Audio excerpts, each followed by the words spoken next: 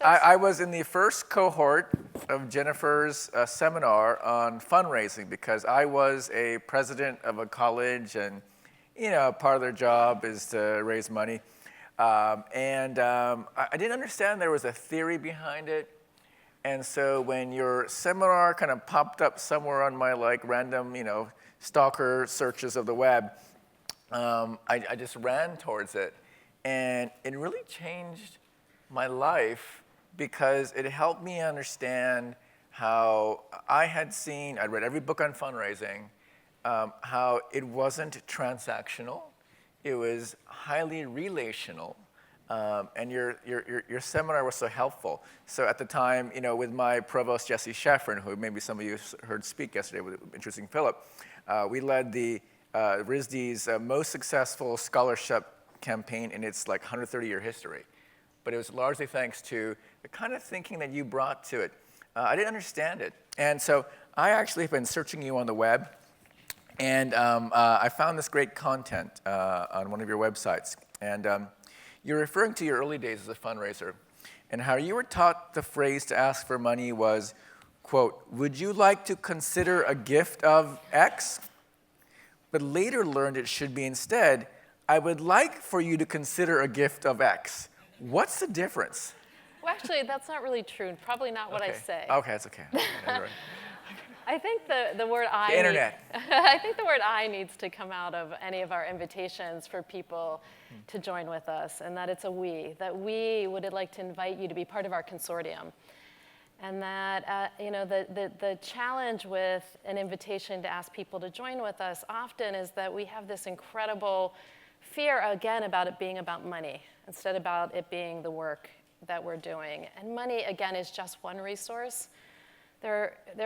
My overarching theory of change is that there are ample resources in the world, and not just money, but networks and time and creativity and moral resources like courage and our commitment to change. They're all there to be put into action, but we're blocking them because of the obstacles we put up. And one of the biggest obstacles is our relationship with money. And so I spend a lot of time when I work with people to help understand and get underneath, why do we have so much fear around money? And so how do we live, and John and I were talking about this, I'm working on a new book right now, how do we live in the world of money but not get consumed by the world of money?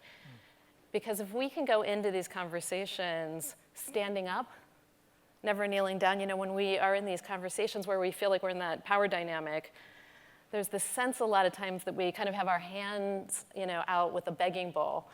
And that's not it. We're doing such important, meaningful work, and we need to go in standing up and saying, we are looking people to join with us to do this, and money is just the gas that goes in the car.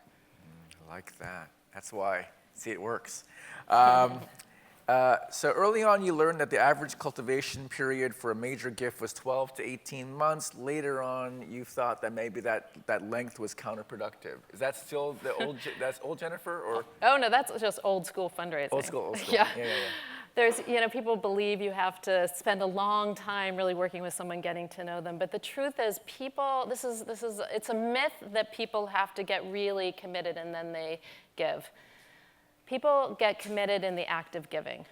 People get committed in the act of giving. And if you think about yourself, it's after you've actually, and of course you can sign a petition, you can volunteer, and that's all critical, but it's because money is infused with such power, and again, if we're infusing it with the right kind of power like justice and change and courage, it's after you've written a check, you have more skin in the game, so to speak. And so I really I think we wait too long to invite people to join with us.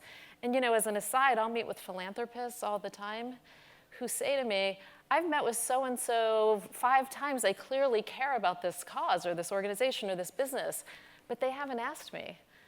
And I don't know why. Clearly I'm interested. So I think we need to I call the ask, of course, the number one reason why we don't accelerate things when we're creating any kind of business deal, philanthropy included, is that we don't ask.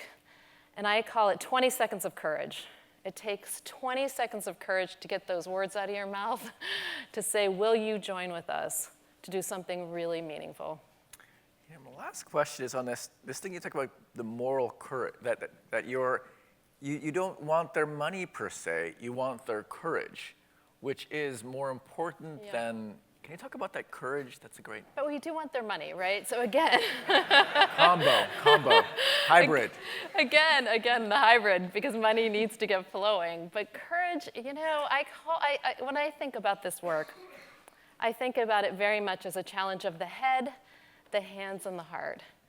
The head being the strategy, right? We absolutely have to have, you can't just run around and not have a strategy about what we're doing. The hands being the skills. What skills are we each bringing, but also bringing as a consortium, as a group, collectively bringing?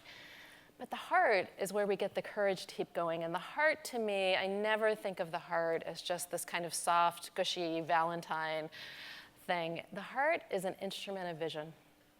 And the heart is an instrument of courage. And if we don't have that courage to keep going, the world is a challenging, difficult place. And there is a lot to be done all the time. And it is easy to get lost in despair and saying, it's too far gone. This is too far gone. This is too hard. Why should I do it? Why should, you know? We have to find those sources of courage. And that, I think, comes through being, you know, residing in the place of the heart. You know, I have to just tell you that Jennifer did not ask me to do this, but as a commercial for her seminar, if you are a fundraiser of any shape or form, check this thing out because it really changed how I thought about fundraising as more of just a simple, practical, liberal arts activity of engaging people. Really changed my life. So thank you, Jennifer. Thanks, Thank John. you. All right. Enjoy your ginger. Thanks for my Okay. ginger. Can I have the visual up, please?